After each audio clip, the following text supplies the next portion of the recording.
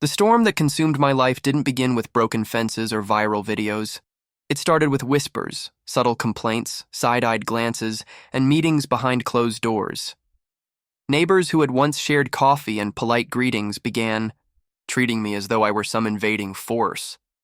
The Homeowners Association, led by Belle with her polished charm and iron grip, became the center of it all.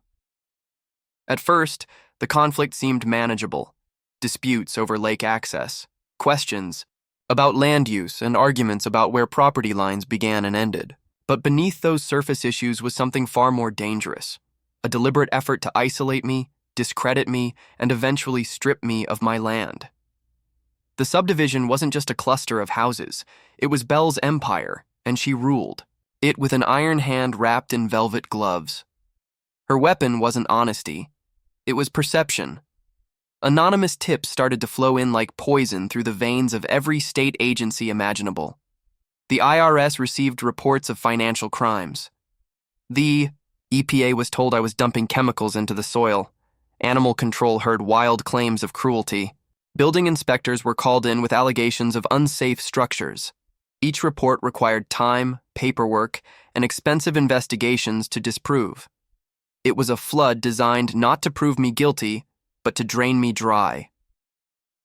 Tucker, Belle's most loyal lieutenant and self-styled social media star, took things further. He posted a video, tears carefully staged to roll down his cheeks, claiming I had threatened him. He said I was unstable, dangerous, that I had promised to make him disappear if he didn't stop using the lake. He painted himself as the victim of a deranged rancher spiraling out of control. The video went viral within hours. Death threats began to arrive in my inbox, dozens at first, then hundreds. Strangers called me a psychopath. Commenters demanded my arrest. They said it was only a matter of time before I snapped and hurt someone. Tucker had mastered the algorithm, feeding it controversy, drama, and fear, and it rewarded him with reach and influence. But while they played their digital war, I fought my battle the old-fashioned way with evidence. My attorney filed preliminary injunctions against further harassment, backed by 47 documented false reports. Each one wasn't just a nuisance, it was a crime. Filing false police reports in Montana carried real penalties, up to 2 years in prison per count. And when you stacked them together, a clear pattern of organized conspiracy emerged. Meanwhile, Pete, my ally with a talent for forensic accounting, was pulling apart the HOA's financials piece by piece. What he uncovered wasn't just corruption, it was theft on a staggering scale. The so-called security company, billing the subdivision nearly $400,000 every year, was owned by Belle's own brother-in-law. And the services they claimed to provide? They barely existed. Patrol logs showed less than 20% of the hours billed were actually worked. The rest was smoke and mirrors. In truth, they were skimming nearly $300,000 a year from the community's funds. And that was just the beginning. Landscaping, pool maintenance, even the utilities for the clubhouse. Everything had been manipulated. Costs were inflated, invoices padded, and expenses disguised. They even billed the county for emergency road lighting upgrades, when, in reality, it was just new bulbs for the subdivision's tennis courts. It was the kind of creative accounting that would make a Wall Street crook proud. Still, as damning as the paperwork was, Belle wasn't finished playing her game. Her next move was pure sabotage. She wanted chaos, something big enough to prove her narrative that I was dangerous, reckless, and unfit to coexist with her precious community. So, late on a Thursday night, under cover of darkness, someone cut my fence lines in 3 separate places.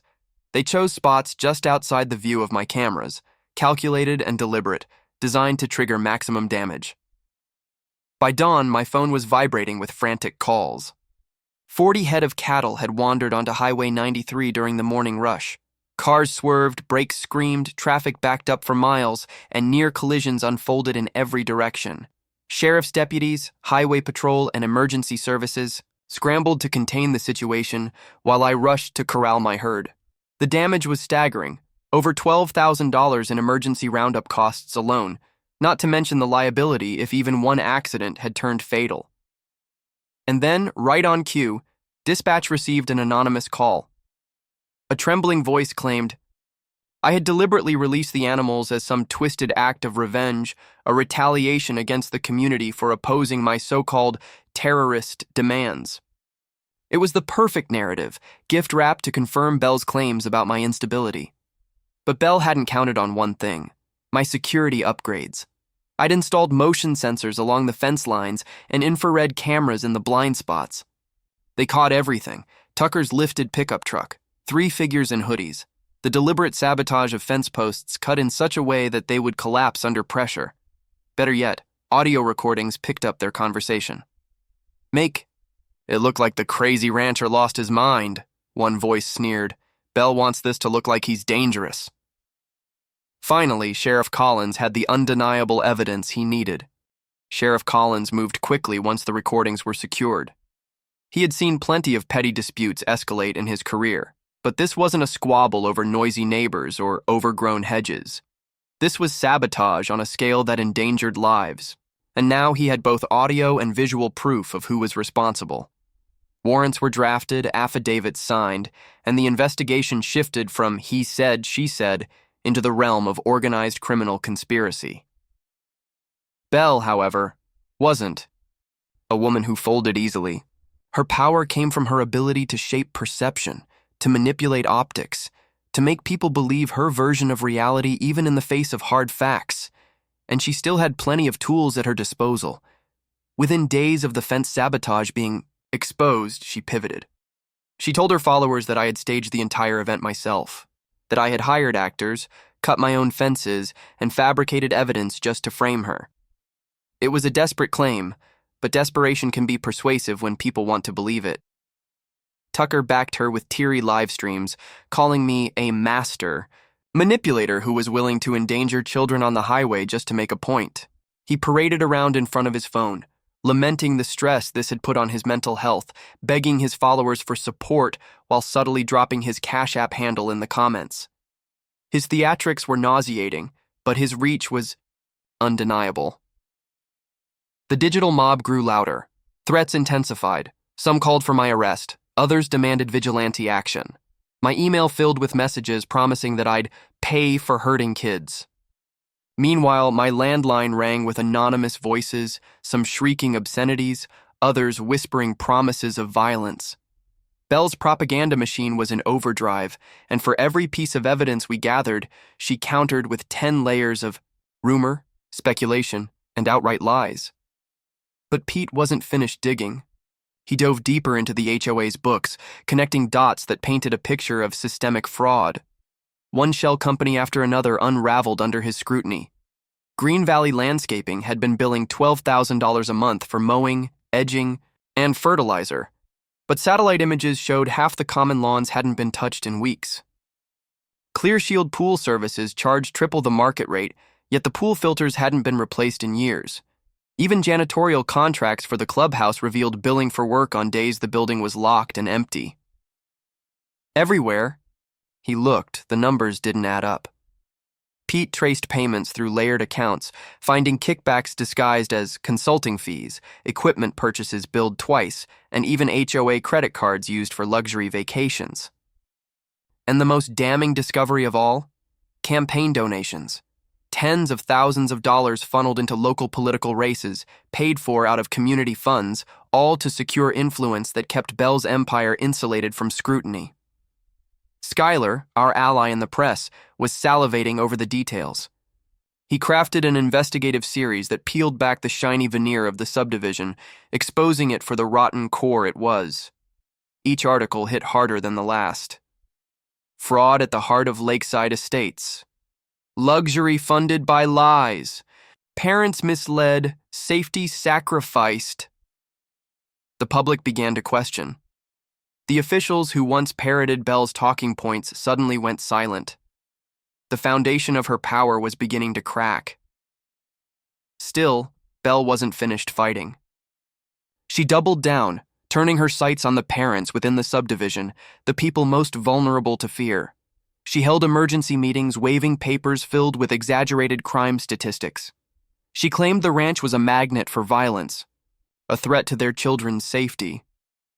She whispered that if I wasn't stopped, someone innocent would die. And in those tense gatherings, she pointed not just at me, but at anyone who dared to side with me. Her message was clear: support me, or be destroyed with him. The pressure campaign was relentless. Parents who once smiled at me in the grocery store now crossed the aisle to avoid me. Anonymous letters appeared in my mailbox, accusing me of being a danger to every child in this community. One evening, I caught two teenagers spray painting "Psycho" across my barn. The lie had taken root, and it was spreading like wildfire. But what Belle didn't realize was that the same fear she wielded so effectively was beginning to work against her. The recordings of the sabotage circulated quietly among officials and trusted members of the community. People began asking themselves, if Belle had lied about this, what else had she lied about? Parents who once hung on her every word now whispered doubts when she left the room. And those doubts, once planted, began to grow. The tide hadn't turned yet, but for the first time, the current wasn't entirely against me. The breaking point came not with another act of sabotage, but with a courtroom. By then, months of chaos had piled into a mountain of paperwork: injunctions, police reports, audit summaries, sworn statements, and hours of security footage. Attorney Mark walked into the district courthouse with 3 bankers' boxes stacked so high they nearly toppled over. Belle's team arrived with little more than polished suits, rehearsed indignation, and a rehearsed narrative. I was a threat, and they were the victims. The judge, however, was not swayed by theatrics. He combed through the evidence methodically, and when the recordings of Tucker's truck and the hooded saboteurs were played, the courtroom air shifted. The smugness evaporated from Belle's face. Tucker twitched uncomfortably in his chair. The audio was undeniable. Belle's own operatives caught conspiring to frame me. And then Pete's forensic accounting was entered into record. Page after page of fabricated invoices, inflated contracts, and misappropriated funds flowed into the evidence log. Even the most seasoned court staff raised their eyebrows at the numbers. It wasn't just mismanagement. It was embezzlement, fraud, racketeering, the kind of crimes that landed people not in civil mediation, but in prison. Schuyler, seated in the gallery, scribbled notes furiously. He knew this wasn't just a neighborhood dispute anymore. It was a scandal that could ripple into county politics, possibly even state-level headlines. Cameras weren't allowed in the courtroom, but he didn't need them. His pen was a weapon, and with every article he published, Belle's empire crumbled further. Still, Belle fought back with venom. On the stand, she delivered long, tearful speeches about the danger I posed, describing herself as a martyr standing against a violent bully.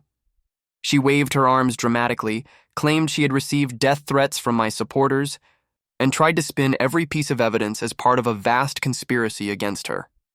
But the more she spoke, the more the facade cracked.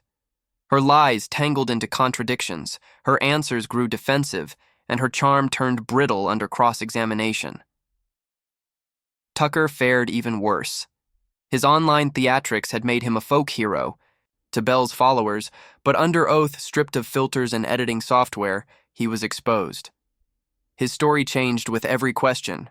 The timeline of his threat video collapsed under scrutiny. His crocodile tears dried up when confronted with the fact that he'd monetized the video, profiting thousands in ad revenue off the claim that I had endangered him. The jury didn't need to be told he was lying. They could see it in his trembling hands and darting eyes. Outside the courthouse, the storm raged louder than ever. News outlets circled like vultures. Some painted me as a folk hero standing against corruption. Others still parroted Belle's narrative of a dangerous recluse. Social media churned with hashtags, memes, and outrage. Some nights I couldn't open my phone without seeing my face plastered on screens with captions like, "Unstable rancher terrorizes community."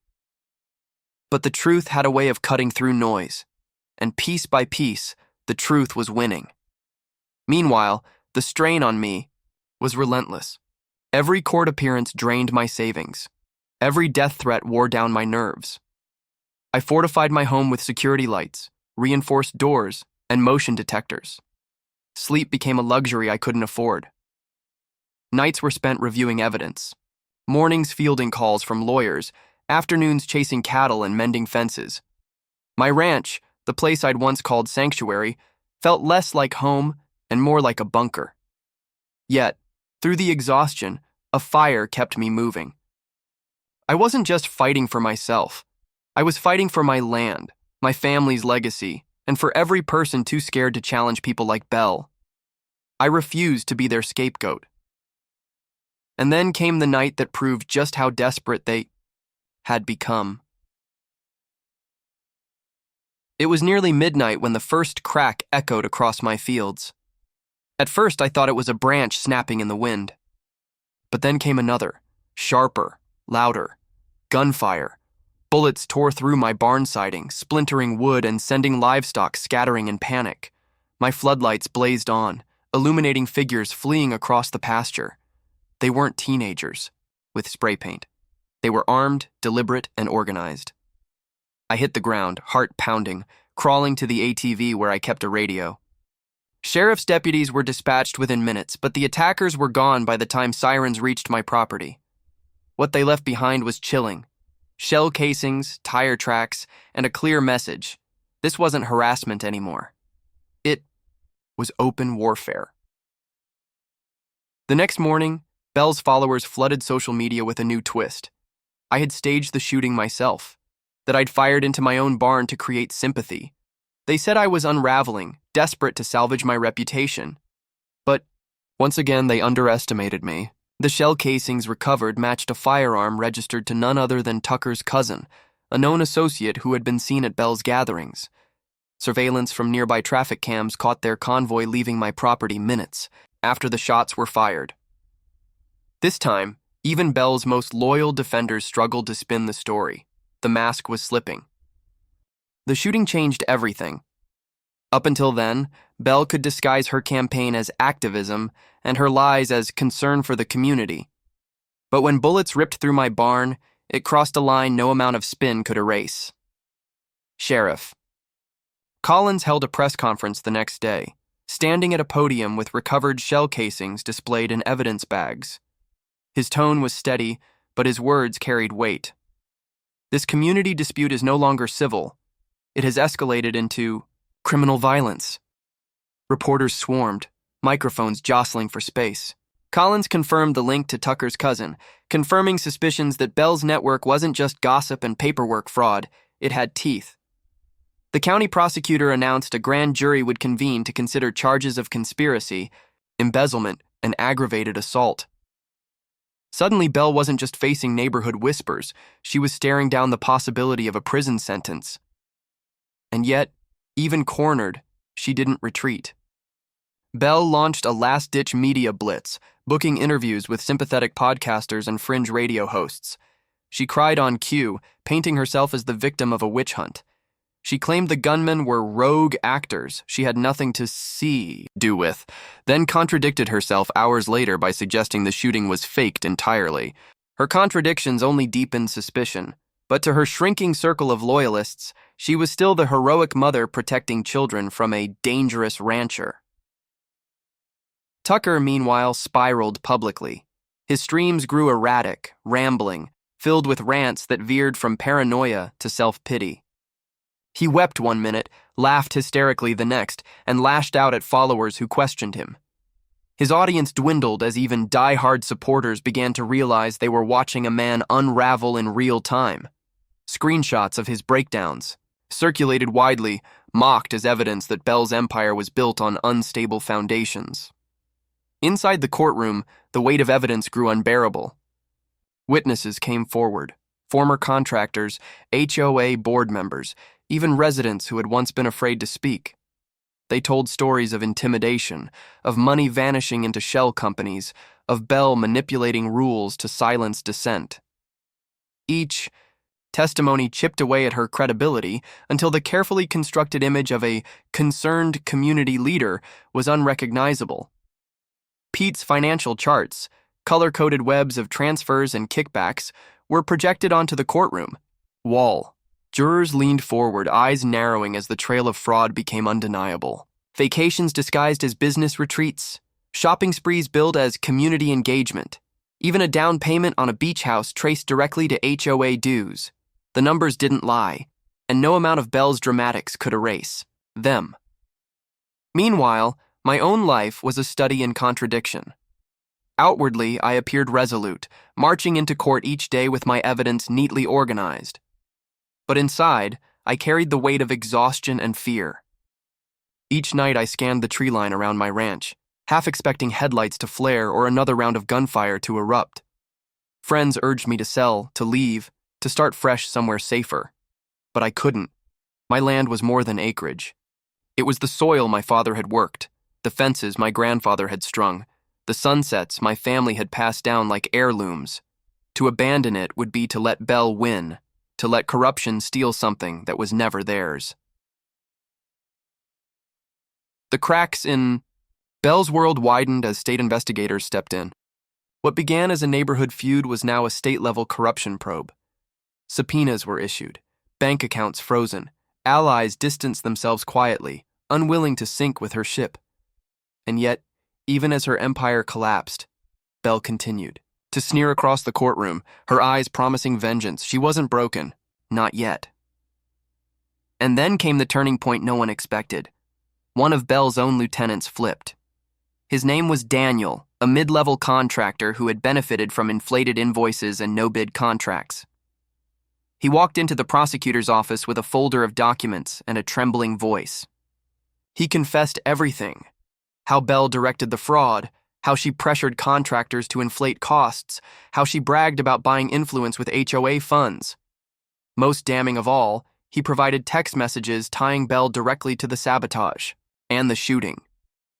It was the crack that split the dam. Within days, Belle was indicted on multiple felony counts. Tucker was subpoenaed, his erratic videos played back in court as evidence of intent and conspiracy. The empire they had built on intimidation and lies was collapsing, brick by brick, under the weight of truth. But victory, I soon realized, would not come without cost. The day of sentencing drew a crowd unlike anything our courthouse had ever seen. Reporters packed the benches, sketch artists filled notepads, and residents who had once whispered in fear now sat shoulder to shoulder, waiting to watch justice unfold. Belle arrived in a tailored suit, her chin lifted defiantly, as if sheer arrogance could bend reality one last time. Tucker trailed behind, pale and jittery, his former bravado long gone. The judge wasted no time. He recounted the charges: fraud, embezzlement, conspiracy, and the orchestrated acts of intimidation that had escalated into violence. Belle interrupted once, trying to deliver another impassioned speech about being a victim of lies, but the judge silenced her with a sharp gavel strike. His words were unflinching. This court has seen the evidence. This community has seen the damage. Accountability is no longer optional. When the sentence was read, a hush fell over the room. Years in state prison. Restitution owed. Belle's reign of control and intimidation shattered in an instant. Tucker's fate was sealed too. Probation, heavy fines, mandatory psychiatric evaluation. It wasn't the dramatic downfall he'd imagined in his streams, but it was a public unmasking. The empire of fear they had built was gone. Walking out of that courthouse, I felt the weight of years lift from my shoulders, but freedom didn't feel like triumph. It felt like exhaustion. My ranch was still scarred, barn walls pocked with bullet holes, fields carved by tire tracks, nights haunted by the memory of floodlights and gunfire. The neighbors who had once avoided eye contact now nodded respectfully, but trust was a fragile thing. Healing would take time. Schuyler's articles turned the case into a wider story, one that reached beyond our county lines. His headlines weren't about me alone, but about what happens when corruption festers unchecked, how small circles of power can choke a community until someone refuses to bend. Pete's financial exposé became required reading for state investigators, a blueprint for spotting similar schemes elsewhere.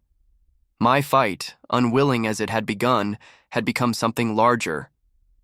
And yet, when the cameras left, when the reporters stopped calling, life returned to its raw, simple rhythm. Sunrise over the fields, the smell of hay, the sound of cattle moving slowly toward water troughs.